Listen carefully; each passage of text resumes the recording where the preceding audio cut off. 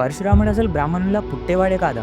Welcome to the part 12 of Dashavataram. ఈ series లో మనం విష్ణు యొక్క 10 అవతారాల గురించి తెలుసుకుంటున్నాం. మన లాస్ట్ పార్ట్ లో సత్యవతి అండ్ రుచికుని పెళ్లి వరకు చూసాం కదా. సత్యవతికి ఒక కొడుకు కావాలని కోరికగా ఉంటుంది. తన కోరిక గురించి రుచికునికి చెప్తుంది. సత్యవతి ఓన్లీ తనకే కాక తన తల్లి గారికి కూడా కొడుకు కావాలని అడుగుతుంది. ఎందుకంటే గాది మహారాజుకు కొడుకులు లేరు, ఓన్లీ ఒకతే కూతురు. రుచికుడు దానికి ఒప్పుకొని ఒక యజ్ఞం చేసి 2 ప్రసాదాల్ని సత్యవతికి ఇస్తాడు. ఒకటి తన కోసం, ఇంకోటి తన తల్లి కోసం.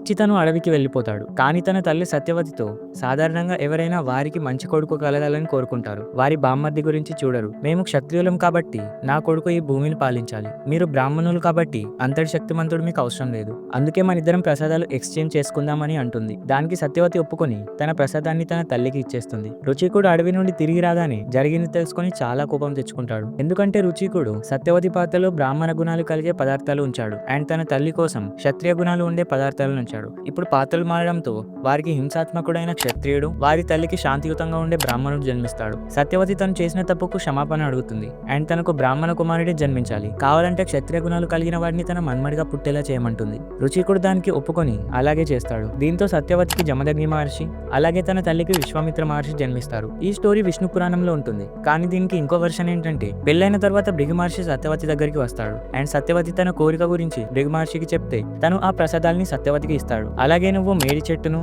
అండ్ మీ తల్లి రావి చెట్టును కౌగిలించుకోమని చెప్తాడు. కానీ సత్యవతి మర్చిపోయి తను తినాల్సిన ప్రసాదం తన తల్లికి ఇచ్చి తను ఇంకో పాత్ర తీసుకుంటుంది. అలాగే రావి చెట్టును తను కౌగిలించుకొని తన తల్లి మేడి చెట్టును కౌగిలించుకుంటుంది. సో తప్పు తెలుసుకున్న సత్యవతి తనకి బ్రాహ్మణ కుమారుడే కావాలని తన మన్మడిలాగా క్షత్రియ గుణాలున్న కుమారుని పుట్టించమని భృగు మహర్షిని వేడుకుంటే తను సరే అంటాడు. ఈ 2 స్టోరీస్ లో కూడా థీమ్ సేమ్, కాకపోతే స్టోరీ లైన్ డిఫరెంట్. పరశురాముని పుట్టిక ఒక తరం వాయిదా పడింది, అందుకే పరశురామ అవతారాన్ని ఆదేశ అవతారం కింద వేస్తారట. అంటే విష్ణు తనంతట తాను తీసుకుంది కాదు, ఒక పొరపాటు వల్ల వచ్చిన అవతారం ఇది. తను నిజానికి క్షత్రియ వంశంలో జన్మించాల్సిన వాడు. పరశురామునికి ఎందుకు ఇంత ఆవేశం ఉంటుందో మీకు ఇప్పుడు క్లారిటీ వచ్చింది అనుకుంటున్నా. తన పుట్టుక గురించి మనం నెక్స్ట్ పార్ట్ లో చూద్దాం.